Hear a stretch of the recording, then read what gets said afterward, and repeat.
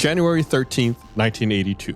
Air Florida Flight 90, a Boeing 737 with 79 people on board, is about to take off from Washington, D.C. National Airport bound for Tampa, Florida, then on to Fort Lauderdale. A bitter winter storm is slowing down airport operations and has delayed the flight due to the runway needing to be cleared. Once the runway is cleared, Air Florida 90 gets de-iced and joins a line of planes waiting for takeoff. Once cleared for takeoff, the flight begins to climb, but within seconds, the stick shaker activates, warning of an impending stall.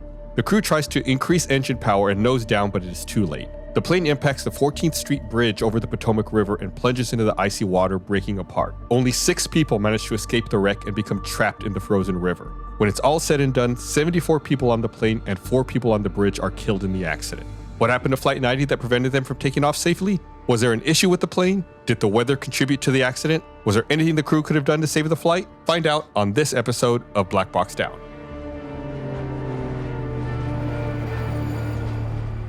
Hello, everyone. Welcome to Black Box Down. It's Gus and Chris. Hello, Chris. Hi. Here with another episode. Throughout the time we've done Black Box Down, there's a few accidents that I remember really well from being a little kid. And they were accidents that made me super interested in aviation and kind of like started the seeds for making this podcast. And this is one of them. I'm glad we're finally getting around to doing this accident because it's I remember seeing like the news footage as a little kid. I probably didn't, I was 4 when this accident happened. I was just about to turn 4 years old. I probably didn't see it when it happened. I probably saw it afterwards, like in news recaps when I was a little older. But I remember like it sticking with me as a little kid as like really like something I wanted to learn more about. All that to say, I'm glad we're finally talking about it. The seeds finally come to bloom. I was 4 and I thought, I don't know what podcasts are yet, but I think I'm going to make one. I would love to have a radio show about. Yeah. I'll record it on tape and distribute it via the mail. Mm-hmm. First of all, I do want to say, give us a follow on social media at Black Box Down Pod, Facebook, Instagram, Twitter. I know there are some things from this episode that I do want to post that you'll definitely want to see for yourself. So Air Florida, probably never heard of it. Nope. They're a defunct airline. They were in operation from 1971 to 1984. It was a low-cost carrier. They were based out of Miami. They tried to expand. It's one of those airlines. We've kind of briefly touched on this, but like there was airline deregulation in the 70s. Yeah. They used to be government controlled. And it's one of the airlines that kind of popped up and tried to take advantage of like the deregulation and, position themselves as a low-cost carrier, the whole thing. Anyway, they no longer exist. They ceased operations in 1984. I wonder if this flight had a significant impact on that business failure. It's possible, but I think they were very, what do they say in the business world? They were they were over leveraged financially. I think they had a lot of debt. And I think that I actually read up on it a little bit. They made money on foreign currency trading. Yeah, it's kind of a weird business for an airline to be in. And they kind of like started not making money on that. And it kind of dominoed and it was a whole deal. They went under. Seems like 2 different businesses. It does seem like a very different business. I didn't dig too much into it, but I did see that just because I was curious about Air Florida. Unless you're physically flying the currencies to other countries. Yeah, I don't know. It's a different time, that doesn't man. Make 40 sense. years ago. I don't know.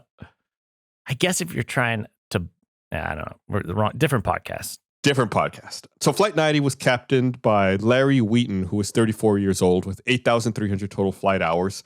2,322 of them being commercial jet experience, all logged with Air Florida. And he had 1,752 hours on the 737, and 1,100 of which were as captain. So quite a bit of time as a 737 captain, almost exclusively with Air Florida. First officer was Roger Pettit, who was 31 years old, had 3,353 flight hours, 992 of which were with Air Florida, all on the 737. He had been a fighter pilot in the U.S. Air Force and had 669 hours as a flight examiner, instructor pilot, and ground instructor in an F-15 fighter unit. His name was Roger what? Pettit, Pettit. So in the cabin, are they like, Roger? Yeah, that's a joke from Airplane, Chris. We already talked about Airplane. It made me think about it. I was like, this guy's actually named Roger. Roger, yep. What's our clearance, Clarence? I forgot. Yeah. I know we talked about that on a bonus episode. Yeah. So the first officer, Roger Pettit, would assume the controls on Flight 90, and the captain, Wheaton, was monitoring the flight instruments. Both pilots were from Florida. or I should say they called Florida home as more appropriate. And as a result, they had limited experience taking off and landing in frozen conditions like they faced that day. That makes sense. Yeah, because Right. how often does it freeze in Florida? It's like, how often does it hell freeze over? No. Yeah, it's generally very warm in Florida. I don't think it freezes very often, much less to the point where it's like the conditions they had that day at Washington. I believe total, Wheaton had 8 takeoffs in freezing weather and Pettit had 2. Oh. So they were not something they were used to. Yeah. And this particular day, the freezing temperatures at Washington National Airport had reached 24 degrees and snow was falling heavily. That's about -4.5 degrees Celsius. Mm. And the airport had to shut down operations for snow removal between 1:38 and 2:53 p.m. And Flight 90 was delayed because of it. Yeah, makes sense. The airport only had one runway, so they had to shut down while they cleaned it. Sometimes when the airports have multiple runways, they'll shut down one, clean it, do everything on the other runway, then swap, open up the one they just cleaned and go clean the other one. This airport only has one runway, so they couldn't do that. They had to shut it down, clean it, and then open it up. I should also mention, this airport is no longer called Washington National Airport. It's Washington Reagan nowadays. They named it after Ronald Reagan. Okay. So if you're wondering what airport it is, it's not called that anymore. It's now Washington Reagan. So Flight 90 was de-iced with heated water, followed by a finish of anti-ice coat of monopropylene glycol. And the aircraft needed to be de-iced to clear the wings of snow and ice so that they could get lift from the wings, and they would be able to climb and accelerate and fly. And if there's any like ice or anything on the wing, it can disrupt the airflow and spoil it so that they don't get appropriate lift. Which is why it's very important to get de-iced. Yeah. You say de-ice, right? So they get what put on them? First, it's hot water. It melts all the ice. But then you would think like, oh, that's just going to refreeze the ice. They follow it up with a chemical that has a much lower freezing point and prevents everything from freezing. And they like goo it on? They also spray it on. It's a liquid. Okay. So they just like, and then that doesn't just like that. Does it stick on? Do you know what I mean? Like, or does it just wash off? Is it like a goo? I guess it's not super thick. It is a liquid, but I think it does stay around long enough to prevent the buildup of ice, if that's what you're getting at. Yeah. I'm just trying to like think about how the process. This might be getting ahead, but isn't it bad to go from extreme temperature changes? Isn't that like if you have a like a glass, right? And it's really cold and you put it in hot water, it can like shatter it. Yeah. I guess that's not a problem with planes. Yeah, it's these are metals, as opposed to glass, and also it's not like it was a boiling hot water. It just has to be above freezing, right? It just has to melt the ice that's there. Okay. So it's not quite the same, and it's not the same material. It's not glass, so you don't have to worry about that as much. There will be a temperature swing, but it won't cause anything to break. Maybe it's some of that goo for my car. Well, I think it's, I don't know, but I think it's a very similar chemical compound to antifreeze. Oh. You may have something similar in your car already. So antifreeze has ethylene glycol. They used monopropylene glycol for de-icing. So I'm not a chemist, but sounds kind of similar. Yeah. Okay. Sorry to derail the getting caught up on the icing and de-icing, but if we hadn't talked about that really, like the goo, we hadn't covered goo. Yeah. Like a real quick search, just reading here, it says, from what I can tell, propylene glycol has low toxicity, whereas ethylene glycol is poisonous. I don't know. We could probably do a whole separate episode just about de-icing and antifreeze. I don't know enough to speak authoritatively about it, but just try to give a general idea. Okay.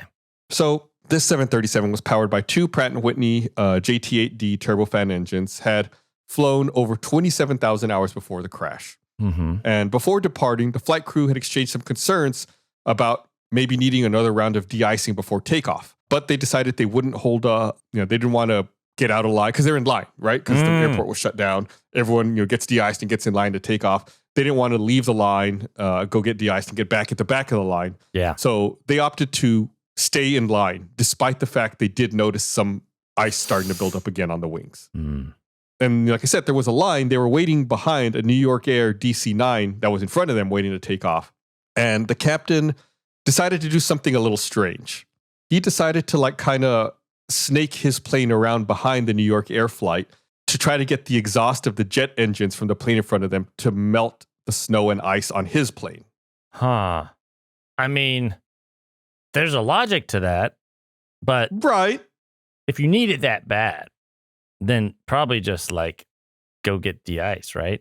Right. And You said that's like a weird thing. That's not a normal practice, right? no, God, no. The DC-9, like the amount of thrust it was putting back from its engines it would probably be about 60 miles an hour of wind at about 300 degrees. So really hot, right? The problem is, I'm going to give you a little spoiler right now. The problem is it does work, right? Like it melts some of the ice at the front of the wing. It makes it liquid into water, but then it just blows it back over the wing where it refreezes. So it melts it, but then makes it reform even in a weirder place, probably. Right. It like melts the front part of the wing, and then the ice goes back, or I should say the water flows backwards and then just melts. Oh, I'm sorry. Then freezes back on the wing. Yeah. Probably in a worse way, if I was to guess. Probably. So they started their takeoff roll. They're finally, told to line up. They're cleared to take off. And when they start their takeoff roll, the first officer noticed the plane didn't seem to have the power that was indicated by his engine pressure ratio indicator. So we've talked about these before. EPR, or engine pressure ratio, is just like a gauge that they have to measure how much thrust is coming out of the engines, how much power they're producing. Before takeoff, they do all the weight and balance, and they figure it out. And they figured out for takeoff, they needed an EPR of 2.04 on this flight. So like they bug it, and they increase the thrust until the EPR hits 2.04, and it does. And the first officer, comments like, doesn't seem right. Something feels weird. Yeah. Okay. The captain looks at his airspeed indicator, and the captain, says, "Oh, it's fine to me," because they're accelerating. Right? They hit 80 knots, and they eventually hit their required rotation speed, which is 139 knots. That's what they need to take off. So the captain just kind of ignores the first officer's concerns. He's like, we're accelerating. It's fine. And they proceed, with their acceleration. He was saying, yeah, we're accelerating, but we're not accelerating as much as we should. Right. So like it feels weird. Right. Yeah, something's off. Right. So on the plane, 71 passengers, 3 infants. One of the passengers was a private pilot. Okay. His name was Joe Stiley. And I've seen interviews with him. He survived. He's one of the people who survived. He's one of the this two. Crash. Is it 2? It's just 2, right? Because there were five people. Okay. I thought there were how many? 6 people get out of the plane, but one of them doesn't survive. So 5 people ultimately are able to get out and survive. Okay. One of whom is Joe Stiley. He was a private pilot, and he'd flown at this airport himself. And when they're doing the takeoff roll, he says he could tell something was wrong. He said that they were further down the runway than they should have been. He said like it was taking them longer to take off than normal. And he said he could just feel that something was wrong, and that when the airplane did take off, he said he could feel like a rattling throughout the entire plane. Oh. And he was traveling with his secretary. They were going down to Florida for business. I forget what it was that he does. But he could tell something was wrong. Everything started rattling. He got into the brace position, and he told his secretary, "Hey, copy me. Do what I'm doing." And they both got into the brace position. They both survived this wreck. In the movie version of this, he's the protagonist. Oh, absolutely. Yeah. So I just thought it was crazy that... Yeah, that's crazy. Yeah, private pilot, who's like, oh, something's wrong. He braced on his own, had his coworker do the same, and they both managed to survive. Only 5 people survived, and they were 2 of them. That's wild. That's what I'm saying. He's the protagonist of this story. Yeah. So the pilots, notice, they realize they're not getting the appropriate speed to climb. And the stick shaker's activating. So, they push the nose down. And this is in the air at this point? They're already... Right. They've just taken off. Oh, okay. So they push the nose down and then try pulling back again to try to re-engage lift. And, they realize they're unable to pull up. And the last exchange on the cockpit voice recorder is the first officer saying, "Larry, we're going down, Larry." And the captain saying, "I know." Oh, no. Yeah. Air Florida Flight 90 crashed into the 14th Street Bridge over the Potomac River. It hit the bridge and hit 7 occupied vehicles that were on the bridge. Oh, crap. The wreckage destroyed 97 feet of guardrail before plunging through the ice in the Potomac River. Remember, it was January. It was a snowstorm. The river was frozen over. This is wild. Yeah, it went into the frozen river, broke up the ice, started sinking. God. There were 74 passengers and 5 crew members.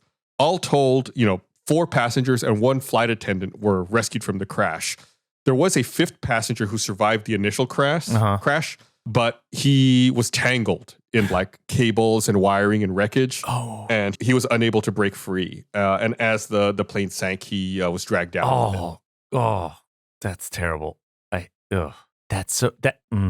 All told, a total of 82 divers who were trained to dive in icy water were brought in, to conduct salvage operations and, recover the flight data recorders and cockpit voice recorder. And they recovered them 7 days after the crash.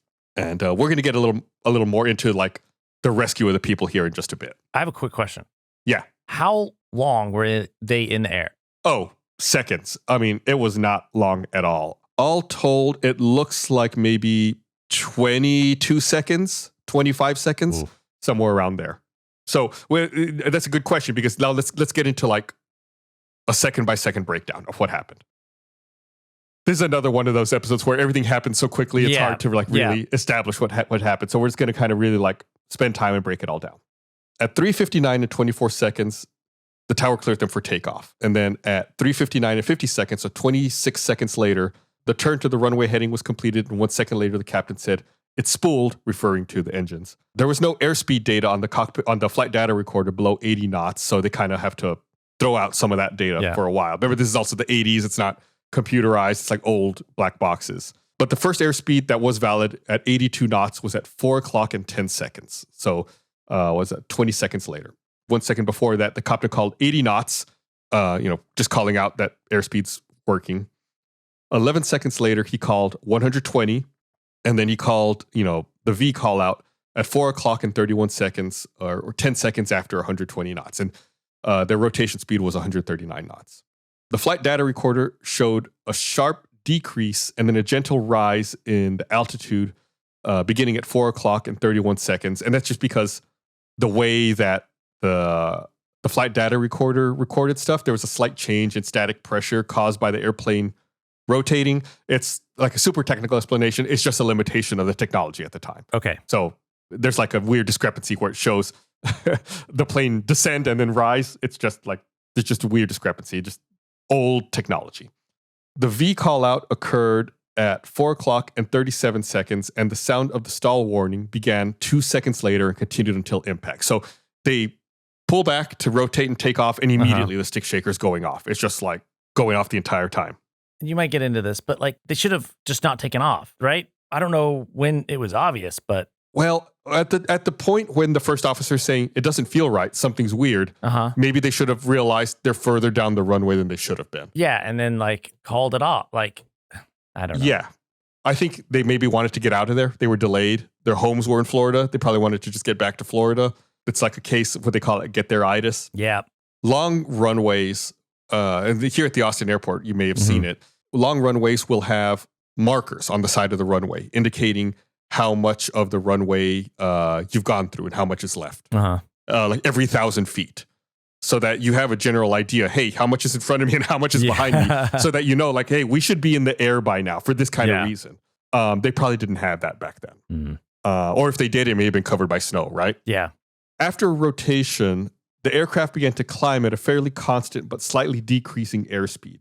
Between 4 o'clock and 37.6 seconds and 4 o'clock and 46 seconds, the airspeed decreased from 147 to 144 knots. So they're pulling back to climb, which is causing their airspeed to go down.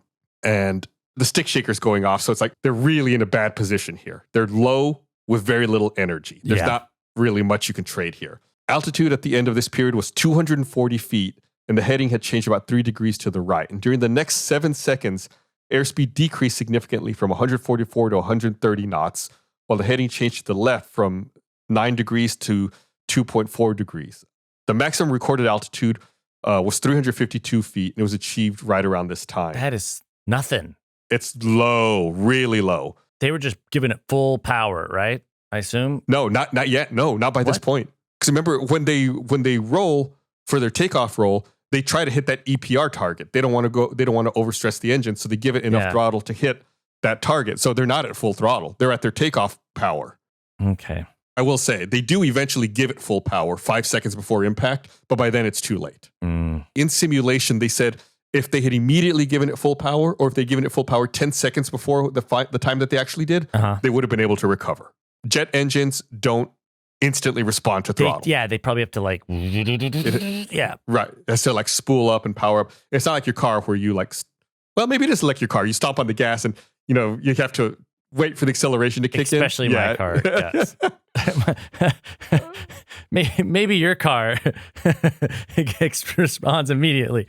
My car, no. Yeah. So there's a little bit of a delay, and that's why, even though they gave it full throttle 5 seconds before impact, it didn't achieve anything. So as the aircraft descended, the right wing was structurally damaged when it hit a boom truck. And shortly thereafter, the aircraft struck the steel barrier and railing. A boom truck? Yeah, you know what that is? A boom truck. It's like a truck with a telescoping arm.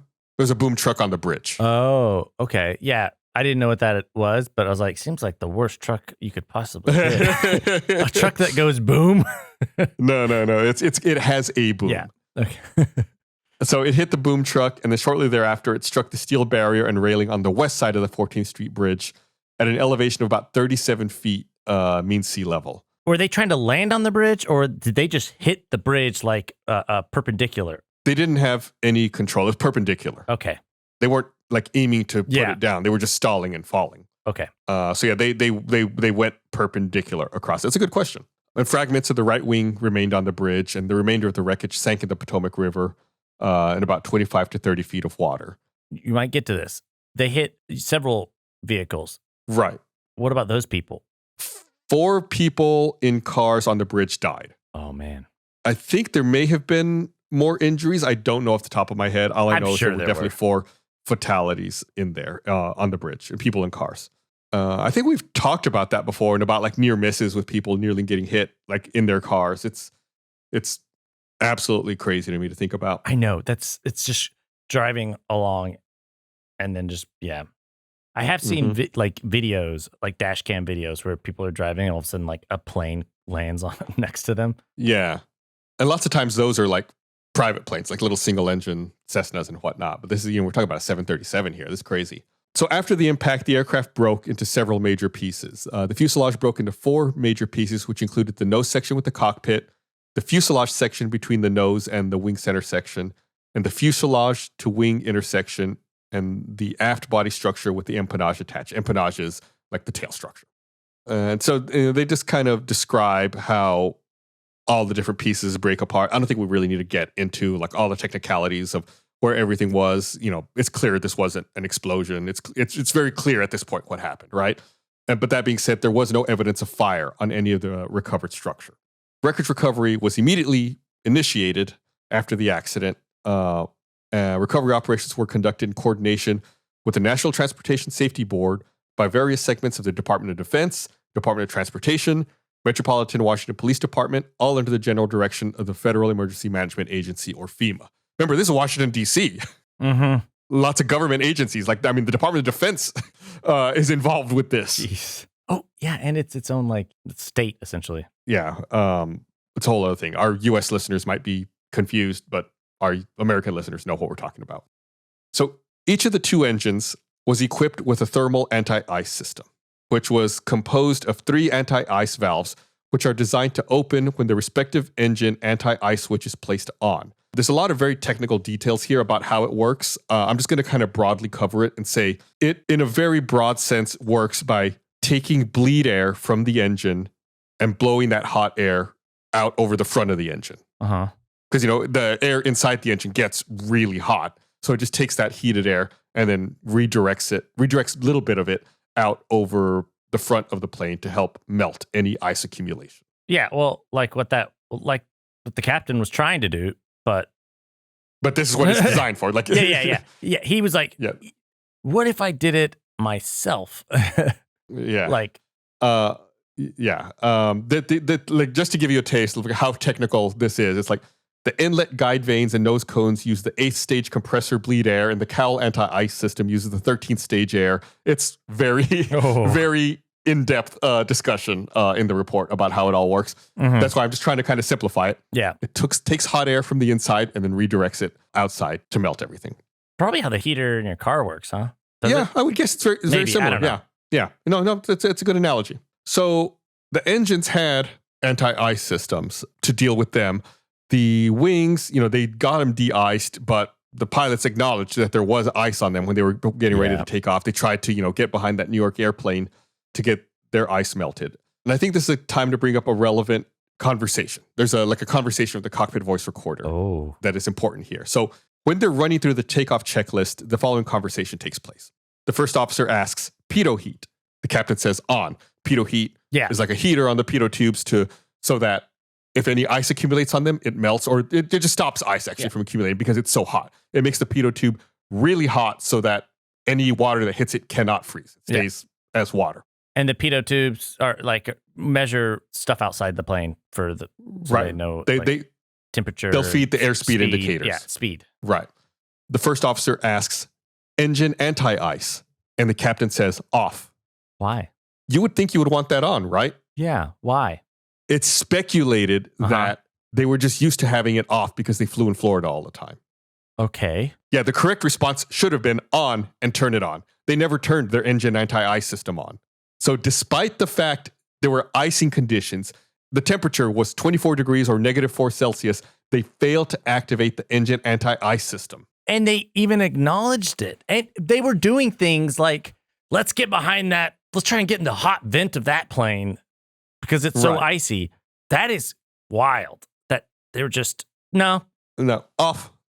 This is also a relevant time to bring up something else. The captain on May 8th, 1980, he had been suspended after failing a Boeing 737 company line check and was found to be unsatisfactory in these areas. Adherence to regulations, checklist usage, flight procedures such as departures and cruise control, and approaches and landings. That's everything. That's all of everything. This. On April 24th, 1981, he received an unsatisfactory grade on a company recurrent proficiency check when he showed deficiencies in memory items, knowledge of aircraft systems, and aircraft limitations. He would later pass retests before resuming his duties. So the captain kind of had some issues with checklists and adhering to procedures, which is what we're seeing right here, right now. Yeah. So since they failed to activate the engine anti-ice systems, that's what caused the engine pressure ratio indicators to provide false readings. Gus, that is why this is so frustrating. Right. Essentially, ice had gotten over the EPR sensors in the engines, which was making them read incorrectly. So it was showing them they had their required output of 2.04 EPR, but in reality, the actual EPR was only probably about 1.70. So they didn't have enough thrust, which goes to your earlier question. Like when you asked, they'd probably given it full throttle. No, in fact, they'd given it insufficient throttle. What started the investigators down this path of looking at the engine anti-ice systems and what was going on there is when they recovered the EPR gauges, from the wreckage, they're stuck in their final position, right? Oh. And they look at the EPR gauges when they recover them and they say, these readings are too high. No engine can give this much EPR. So they knew these are giving bad readings. Why are these giving bad readings? And that's when they work backwards and discover that. They were like, according to the EPR thing, they're like, they gave it so much thrust that it was impossible to give it that much thrust. Right. So obviously the gauges were reading higher than they should have, which is what the pilots experienced. The gauges said 2.04, even though they were getting 1.70. Yeah, this is bonkers. Yeah, and that's why the first officer presumably was asking, is that right? Because they hit their EPR target really quickly. He increased the throttle and the EPR shoots up. And that's why he's like, is that right? That doesn't seem right. The engines probably don't sound right to him. Yeah. It probably just feels off. And they didn't have any discussion about the anti-freezing of the engines not being on. They're just like, nope. And they just move on. That was it. You just heard the entire discussion about it. Okay. Yeah, it's maddening. There's a system to prevent this, and they just left it off. They acknowledge that it's off. Was there anything else? Was like the weird ice on the wings? Did that contribute at all? Yeah, absolutely. There was ice on the wings, which was spoiling their lift, so they needed more power to overcome that, but they didn't have enough power. Oh my God. It's like two of the worst things possible. You have poor lift coming off your wings and insufficient thrust coming out of your engines. You need those two things. Insufficient thrust and bad instrument readings. Right. It's just everything's just coming together to lead to disaster, right? Yeah. I don't know about y'all, but every year I struggled with what to buy my dad for Father's Day. I mean, sure, you could stick with the same old tie, pocket knife, or beer-themed apparel, But why not switch it up with a gift that he'll want to use every chance he gets? Well, luckily, electric e-bikes created a mode of transportation that anyone can ride. It really is the perfect gift this year. Plus, you don't have to break the bank to enjoy their amazing models. You can get them for as low as $73 a month. They come with a powerful removable battery, bright LCD display, 7-speed gearing, and 5 levels of pedal assist to power your ride. Electric e-bikes are foldable and ship-free, fully assembled. Best part is you can save money on gas and help the planet at the same time. I cannot say how awesome it is that they come fully assembled. You open up the box, unfold the bike, which sounds crazy, and you're good to go. That's it. I love using it. Every chance I get, I'm always trying to find an excuse to hop on my electric e-bike and just run to errands in the area, whatever I want. And you'd be surprised. Sometimes it's faster than taking a car. You don't have to worry about parking. Just lock it up at the bike rack that's right by the front of wherever you're going. Super easy. Anyway, so skip the played out gifts this Father's Day. Give the gift of adventure with electric e-bikes. Visit electricebikes.com to learn more and explore the epic models Electric has to offer. That's LECTRIC ebikes.com. There's nothing worse than checking your bank account and seeing that you've been charged for a subscription you forgot to cancel. Or worse, is when you try to cancel a subscription, the website makes you double, triple, even quadruple confirm that yes, you really want to cancel. Scary truth is that over 80% of people have subscriptions they forgot about, so you could be charged for things you aren't using without even realizing. Thankfully, Rocket Money is a personal finance app that finds and cancels your unwanted subscriptions, monitors your spending, and helps you lower your bills all in one place. Rocket Money quickly finds your subscriptions for you, and for any you don't want to pay for anymore, you just hit cancel, and Rocket Money will cancel it for you. It really is that easy. Over 3 million people have used Rocket Money, saving the average person up to $720 a year. Even if you don't think you have extra subscriptions that you don't know about, I can say from firsthand experience, you'd be surprised. I still had some that I totally forgot about. Rocket Money made it so simple to cancel. All I had to do was hit cancel. Rocket Money took over, did the rest. Saving money, can't say enough good things. So stop throwing your money away. Cancel unwanted subscriptions and manage your expenses the easy way by going to rocketmoney.com/blackboxdown. That's rocketmoney.com/blackboxdown. rocketmoney.com/blackboxdown. Kick summer off with new gear built to last. Our friends at Shady Rays have you covered for the warm weather ahead with premium polarized shades at an affordable price. In case you don't already know, Shady Rays is an independent sunglasses company, offers a world-class product. It's just as good as any expensive pair I've ever worn. Plus, Shady Rays offers the most insane protection in all of eyewear. Every pair of sunglasses is backed by lost and broken replacements. So, if you lose or break your pair, even on day one, they'll send you a brand new pair, no questions asked. There's no doubt. Shady Rays, they're my go-to. I've got a pair. They live in my bag. I take them everywhere with me, especially this time of year. Sun gets super intense in Central Texas. Got to have them handy. They're great. They're absolutely phenomenal. Can't say enough good things about them. If you don't love them, you can exchange it for a new pair or return them for free within 30 days. There's no risk when you shop with Shady Rays. Their team always has your back. So just for our listeners, Shady Rays is giving out their best deal of the season. Go to shadyrays.com, use code BLACKBOXDOWN for 50% off 2 or more pairs of polarized sunglasses. Try for yourself the shades rated 5 stars by over 250,000 people. Again, that's shadyrays.com. Use code BLACKBOXDOWN for 50% off 2 or more pairs of polarized sunglasses. This is also an interesting investigation because the investigators used the recorded audio from the cockpit voice recorder to isolate the frequency of the engines and determine the power at which they were operating. Because they didn't have sufficient data on the flight data recorder. Again, the technology was primitive. So they just use the audio from the cockpit voice recorder and they isolate the frequencies the engine operates on to listen to just the engines. And then in simulations, they try to match that frequency. And they confirm that the engines were running at lower power than was indicated by the EPR gauge. And this was the first time, I believe, that this was done in an investigation, where they isolate just a specific engine sound to listen to it and try to figure out how much power it was outputting. That's cool. Yeah, it's easy nowadays. You open up an audio editor, you're like, oh yeah, clean all this stuff up. But, we're talking about the early 80s here, right? So it's kind of cool that this was they were coming up with these systems at this time. Have you ever seen? It reminds me of The Conversation. It's just all about it's like a spy thing, and they're just this one conversation. He spends the whole movie trying to isolate different parts of it. I've never heard of this movie. It's a Francis Ford Coppola movie. To be honest, it's a little boring, but is it? It's a little slow. It's a little slow, but okay. Yeah, it's that same kind of we're gonna take this audio and isolate everything and trying to just to get what we need. No, that's very similar to what they did here.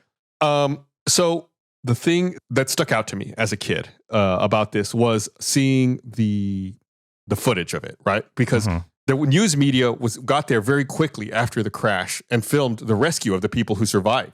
So I remember being a little kid and watching this. They were in the middle of Washington, D.C. Right, yeah. The first member of the news media to arrive was a person named Chester Panzer with WRC-TV. A crew member and he were returning from another story, and they'd been stuck in traffic in their news vehicle on the George Washington Parkway when the plane crashed just a few hundred yards away from them. Holy moly. So they get out of their car and run over, and minutes later, they're shooting video footage of the crash scene, showing wreckage and the survivors in the water and the first responders arriving. So that's what I remember seeing, is like video footage of people in this icy frozen water trying to be rescued, and like first responders going out there, and like a helicopter hovering over and trying to get people out of the water. It's really incredible footage, and that's something I'll link to that in our social media for this episode. His work earned him a 1983 Pulitzer Prize finalist honors for spot news photography. Wow. It's incredible to see. Even as a little kid, I would remember being riveted, like, wow, I can't believe what I'm seeing here. So at around 4:20 local time, Eagle One, which was a United States Park Police Bell 206L long-range helicopter based at the Eagle's Nest in Anacostia Park in Washington, arrived and began attempting to airlift the survivors to shore. At great risk to themselves, the crew worked close to the water surface, at one time coming so close to the ice-clogged river, the helicopter skids dipped beneath the surface. So they were getting in, like, the bridge is right there. They're getting right on the water, dipping the skids into the water, trying to, like, pick people up and rescue them. That's crazy. So they're just like, that sounds dangerous. Yeah, it looks crazy, Chris. I can't believe that, because the helicopter could have gotten stuck. Right. Or like crashed. Yeah. And then there's even more people. That is crazy. Eventually, the helicopter crew lowers a line to the survivors to try to get them to hold on to it and tow them to shore. The first to receive the line was a man named Bert Hamilton, who was treading water about 10 feet from the plane's floating tail. Remember, the water's freezing. It was frozen. The plane broke through the ice. There's huge chunks of ice everywhere. The pilot pulled Bert Hamilton across the ice to shore while avoiding the sides of the bridge. And by then, some fire rescue personnel had arrived to join the military personnel and civilians who pulled Hamilton from the water's edge up to a waiting ambulance. The helicopter returned to the aircraft's tail, and this time, Arlen D. Williams Jr. caught the line. He grabbed the line that the helicopter was lowering. Williams, however, he was the passenger who was unable to free himself from the wreckage. He was all tangled up. Oh, yeah, that guy. So rather than hold on to the line, he passed the line to the flight attendant, Kelly Duncan, who was towed to the shore. At least that's good of him. Yeah. I just looked it up. Water around freezing point, persons likely to survive only 15 to 45 minutes with flotation and possibly up to an hour with flotation and protective gear. So yeah, they don't have a long time in this frozen river. Right. It's a very dangerous situation. And speaking of which, on its third trip back to the wreckage, the helicopter lowered 2 lifelines because they feared they were running out of time. Oh, man. They thought that the survivors only had a few minutes before succumbing to hypothermia. Yeah, I want to see this footage because, like, how big of a river is this? Like, I'll send it to you after this, and please, if you're listening to this, check out our social media. I'll put a link to it. It's unbelievable that you get to see this. So Williams, who was still strapped into the wreckage, again passed the line to Joe Stiley. He was a private pilot I mentioned before, who braced. Joe was holding on to another passenger named Priscilla Tirado. She had been blinded because jet fuel had gotten into her eyes. Oh, dang. It was temporary blindness. I believe her vision did come back. Oh, that's good. But still, again, protagonist. Yeah, she's in freezing water. Yeah, so Joe Stiley hands her the line. So he's trying to help her. And his coworker, remember I said his secretary who he told to brace, her name was Nikki Felch.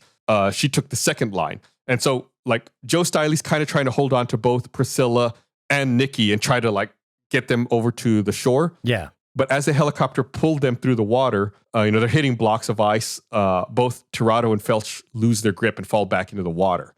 Joe Stiley was also really hurt. He said he couldn't really use his left arm very well because of his injuries, so he couldn't really hold on to them. So the 3 of them were being airlifted out essentially, but then his secretary and then the woman blinded fell off. Right. And then Priscilla Tirado, she's the one who was blinded. She was too weak to grab the line when the helicopter came back to her. And it's when you watch the footage, you can tell that she's like disoriented. Yeah. And she can't see, like she's on a piece of ice and you can tell like she's very weakly trying to swim, but it's not having any effect. Oh.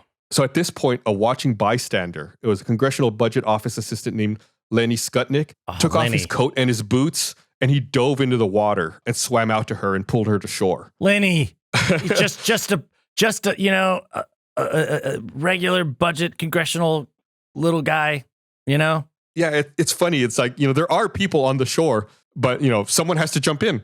Yeah. Someone has to step up and actually do it. And it was Lenny Skutnik. He takes off his coat and his shoes and jumps into the water to save someone. The helicopter then proceeded to where Felch had fallen. Uh-huh. And paramedic Gene Windsor stepped out onto the helicopter skid and grabbed her by the clothing to lift her onto the skid with him, bringing her to shore. And he had to balance there. I don't think he was attached to the helicopter. That is crazy. He just that's a movie scene. Yeah. And he grabbed the woman who was jet fuel blinded. No, that was the woman that Lenny saved. He grabbed the secretary who had also braced. Okay. When the helicopter returned for Williams, the wreckage he was strapped into had rolled slightly and had submerged him. Oh, Williams. Yeah. According to the coroner, Williams was the only passenger to die by drowning. Poor guy. But he was a hero. Yeah. He, didn't try to take the line and, monopolize it. He passed it to other people so that they could live. And in fact, the repaired 14th Street Bridge over the Potomac River at the crash site, it had been officially named the Rochambeau Bridge. It was renamed the Arlen D. Williams Jr. Memorial Bridge in his honor. That's nice. Yeah. It was renamed in March of 1985. Yeah. That's a nice recognition of him. Yeah. And there was another passerby by the name of Roger Olean. He was a sheet metal foreman at St. Elizabeth's Hospital. Uh-huh. He was on his way home across the 14th Street Bridge in his truck when he heard a man yelling that there was a plane in the water. And he was the first to jump into the water in an attempt to reach the survivors. Oh. And at the same time, several military personnel from the Pentagon, Steve Rains, Aldo de la Cruz, and Steve Bell ran down to the water's edge to help Olean. So civilians Roger Olean and Lenny Skutnik received the Coast Guard's Gold Life-Saving Medal. Arlen D. Williams Jr. also received the award posthumously. And Skutnik was introduced to the joint session of the U.S. Congress during President Ronald Reagan's State of the Union speech later that month. Wow. He got a standing ovation during the State of the Union. They were just helping people of these people that they were getting out, what did they help them specific ones or just all of them? Trying to help them. Yeah. Yeah, just trying in general to help free people and do what they can to facilitate things. This is crazy. Yeah, you can see why even as a kid I remember just being awestruck watching this. God, I mean, we talk a lot about crashes, but I feel like there are a lot of times where there aren't a lot of survivors on the ground, and if they are, they're not in a situation quite like this. Yeah. I don't think we've talked about being stuck in a frozen river. Right. With only minutes. Yeah. You survive a plane crash and then it's we're not out of it. We are in a very dangerous situation. Yeah. The weather before and at the time of the accident was characterized by sub-freezing temperature and almost steady, moderate to heavy snowfall with obscured visibility. The aircraft was de-iced by American Airlines personnel. The procedure used on the left side consisted of a single application of a heated ethylene glycol and water solution. No separate anti-icing overspray was applied. The right side was de-iced using hot water and an anti-icing overspray of a heated ethylene glycol and water was applied. The procedures were not consistent with American Airlines' own procedures for the existing ambient temperature and were thus deficient. Oh. This is an interesting asterisk here. So the way the plane was de-iced was not by the book, and it was found to be deficient by that standard. But the investigators run the calculations and look at it and they say, it was probably okay. This is not the way they should have done it, but it would have worked. It would have worked okay, as is evidenced by the fact that many other planes took off okay. Yeah. What were they supposed to do? Did they just not do enough of it or I don't know enough about that. I believe that the mixture was not correct. Oh, okay. And in fact, actually, this next point here talks about it a little bit. The replacement of the nozzle on the de-icing vehicle with a non-standard part resulted in the application of a less concentrated ethylene glycol solution than intended. So the solution was a little weaker. Gotcha. There's no information available in regard to the effectiveness of anti-icing procedures in protecting aircraft from icing, which relates to time and environmental conditions. Contrary to Air Florida procedures, neither engine inlet plugs nor pitot-static covers were installed during the de-icing of Flight 90, and that's something we've talked about in other incidents. They didn't cover their exterior equipment when the de-icing was applied. Oh. We've talked about it in other situations. Remember we talked about the plane that was stored out in the Dominican Republic without a pitot cover and a wasp built a nest in there. So And we've talked about that plane that got painted and they didn't, protect the pitot tubes correctly. They should have covered them before they de-iced them, and they didn't. Yeah. Neither the Air Florida maintenance representative, who should have been responsible for proper accomplishment of the de-icing, anti-icing operation, nor the captain of Flight 90, who was responsible for ensuring the aircraft was free from snow or ice at dispatch, verified the aircraft was free of snow or ice contamination before pushback and taxi. Someone should have verified that the de-icing was successful, and no one did. Yeah. This next one covers something that we didn't really get into. I'm going to read this one, and then I'll explain it a bit. Contrary to flight manual guidance, the flight crew used reverse thrust in an attempt to move the aircraft from the ramp. This resulted in blowing snow, which might have adhered to the aircraft. Remember, it was really snowy and icy, and the tug that was supposed to push the plane back was having trouble getting traction to push the plane back. So the crew turned on their engines and blasted some reverse thrust to try to help the tug out, and they did manage to get pushed back.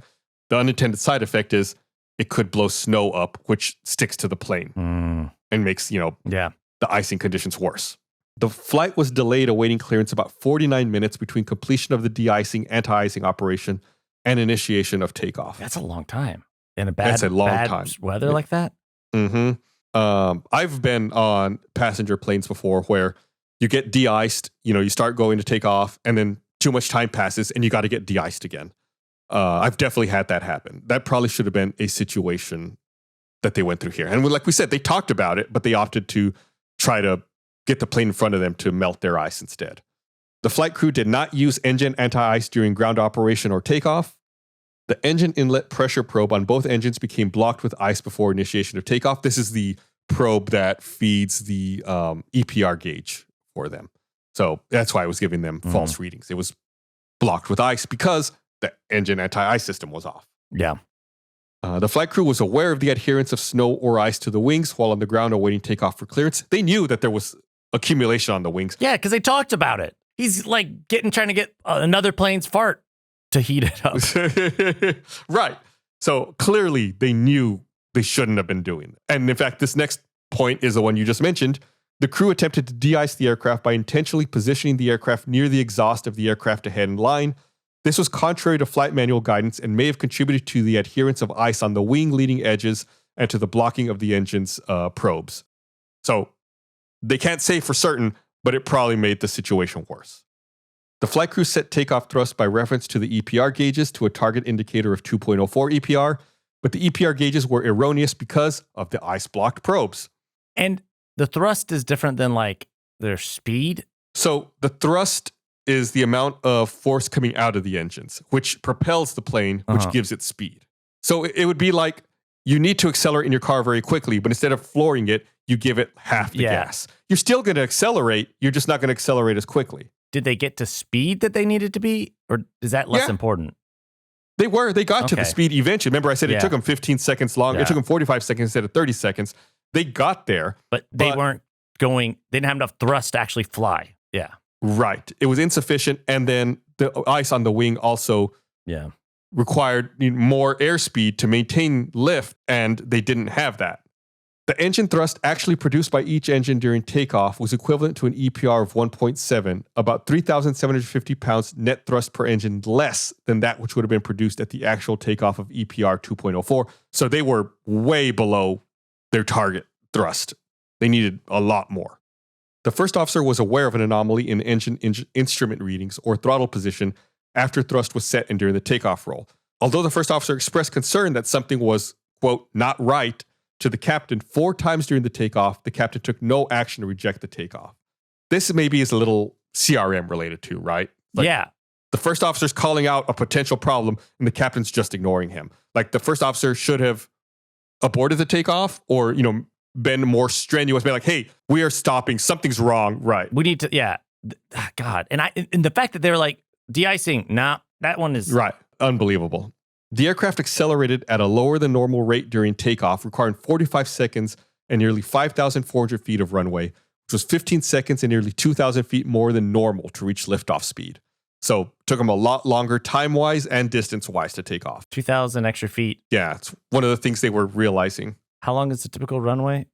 The one of them here in Austin, I think one is like 8,400 and the other one's like 10,000. Okay. 2,000's a lot percentage-wise. Yeah, I mean, they needed 5,040 feet of runway. That's a lot of runway. Nowadays, it looks like Washington Reagan has 3 runways. I'm going off the long one here. Let's see, the other ones are kind of short.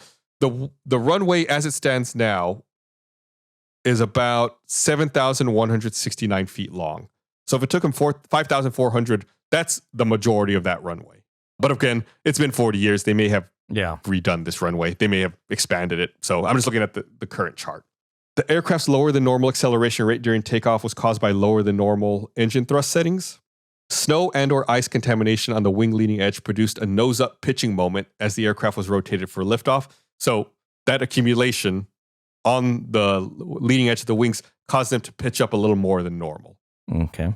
To counter the nose-up pitching moment and prevent immediate loss of control, an abnormal forward force on the control column was required. And we've talked about that when the stick shaker activates or when they think they're going to stall, you push forward. So they had to give an unusual amount of force forward, I should say. The aircraft initially achieved a climb but failed to accelerate after liftoff. The aircraft's stall warning stick shaker activated almost immediately after liftoff and continued until impact. The aircraft encountered stall buffet and descended to impact at a high angle of attack.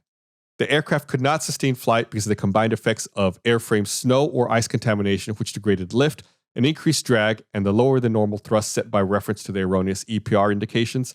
Mm-hmm. Either condition alone should not have prevented continued flight. So if one of those things had happened, they should have been able to continue. But the fact that both things came together caused a real problem. Yeah. Yeah, it's all these things. It's like that's everything all coming together. Right. And that's such a common thing that we say here. It's almost never one thing. It's almost never, this is it, and that's all that caused this problem. It's always, well, this happened, and it kind of led to this, and then this may have contributed. It's always so layered. Continuation of flight should have been possible immediately after stick shaker activation if appropriate pitch control had been used and maximum available thrust had been added. This is what I mentioned earlier. If they had immediately applied full thrust and they continued to nose the plane down a bit, they should have been able to recover. While the flight crew did add appropriate pitch control, they did not add thrust in time to prevent impact. There was another little footnote here in the conclusions. We didn't really get into this just because there was so much other stuff to talk about. I'll read these next 2 points and then we'll talk about it. The local controller erred in judgment and violated air traffic control procedures when he cleared Flight 90 to take off ahead of an arriving Eastern Flight 1451 with less than the required separation.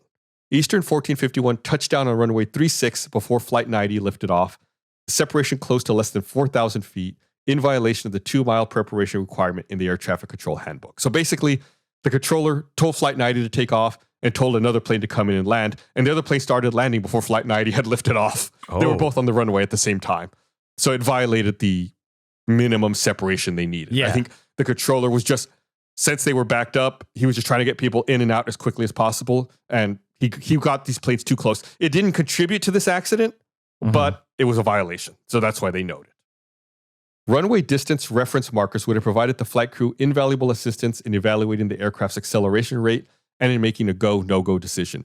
Runway distance reference markers are the things I mentioned earlier, where on the sides of the runways, they'll have big numbers. It's like a black sign with a white number that shows you how much runway you've used and how much runway is left.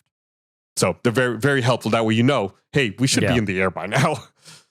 The Federal Aviation Administration's failure to implement adequate flow control and the inability to use gate hold procedures at Washington National Airport resulted in extensive delays between completion of aircraft de-icing operations and issuance of takeoff clearances.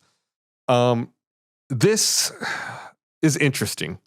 This is a huge takeaway. This sounds very boring, like a very mundane point to talk about, but this is probably the biggest takeaway from this entire accident. Is the de-icing process was kind of rethought from the ground up at this point after this crash. Now, worldwide, typically, back then, de-icing would happen out by the gate. You would get de-iced and you taxi out and go take off. Now, de-icing happens closer to the runway. You de-ice and then you immediately go, which makes a lot more sense. Makes a lot more sense. So you're saying, not the biggest takeaway in that, the smoking gun of this incident, but the biggest impact. Right. The biggest increase in safety is the fact that now worldwide, typically de-icing happens a lot closer to the runway, so that you don't have this 49 minutes between de-icing and takeoff situation anymore. If you're ever a passenger in a plane, you're taxiing around, look out the window, look at the airport. I think I always do that. I'm always staring out at different airports, and you'll see, oh, that's where the de-icing is. Like, there's the de-icing pad. In the winter, it's easy to find because they're using it. In the summer, not so much. In Austin, I honestly don't know where they de-ice here in Austin. It's not much of an issue for us typically, but in other airports in the north, you definitely see it. In Denver, specifically, they have big de-icing operations over there. I think it's really interesting to watch if you ever fly into Denver in the winter. Anyway, always look out the window. That's my takeaway. It's super cool. You can learn a lot and you can see a lot. I think it's super fascinating. Encouraging me to look. I always, a lot of times I'll get on a plane and I'll check out, like, get all my stuff situated. I'll, like, I feel like I'm like that private pilot who was there, like, especially in Austin, if we're taking off or like if I'm a passenger on a plane and we're on 18 left, 36 right, like I've taken off and landed on that runway myself many times. So I'm always like, ooh, look, I know exactly where we are. There's this, here's that. Like, it's just, it's really fun for me. Anyway, back to the conclusions here. The average impact loads on the passengers were within human tolerance. However, the accident was not survivable because of the complex dynamics of impact caused the destruction of the fuselage and the cabin floor, which in turn caused loss of occupant restraint. The survival of 4 passengers and 1 flight attendant was attributed to the relative integrity of the seating area where the tail section separated. We've talked about this before in another accident where the forces were survivable. The seats were rated to survive these kinds of forces, but the floor gave out because of the impact. Like, the fuselage and the floor itself weren't strong enough. Yeah. And the people who did survive, it was because their area was relatively saved because that's where the tail section separated. With landing gear still down too, did that like contribute? Like, they hit, like, they're in the back of the plane and they hit the wheels, which kind of like... The landing gear probably would have still been down at this point. I know that they separated in the part. I kind of skipped over like where everything was laid out. I know that they separated and they were further away. I don't know exactly what part hit the bridge and like how it came apart, because that's not, there's no film of that. There's no way to know that. So I can't answer that for certain. The last conclusion here: rescue of the survivors was due solely to the expeditious response of a U.S. Park Police helicopter and the heroic actions of the helicopter crew and 1 bystander. The other thing we didn't get into here in the rescue in this helicopter that saved these people was the rotor wash from the helicopter was also pushing the people down into the water. Oh. So it became a really delicate balance for them. Like, how close can you get without forcing the people back underwater? Again, watch the footage. It's incredible. All right, so just to wrap up, they've got their probable cause here in the report. The National Transportation Safety Board determines that the probable cause of this accident was the flight crew's failure to use engine anti-ice during ground operation and takeoff.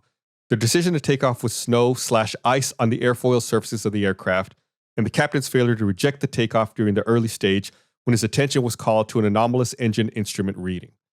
Contributing to the accident were the prolonged ground delay between de-icing and receipt of air traffic control takeoff clearance, during which the airplane was exposed to continual precipitation, the known inherent pitch-up characteristic of the 737 aircraft when the leading edge is contaminated with even small amounts of snow or ice, and the limited experience of the flight crew in jet transport winter operations. That's like really just summarizes the entire episode in a couple of sentences, just kind of wraps it all up super, super concisely.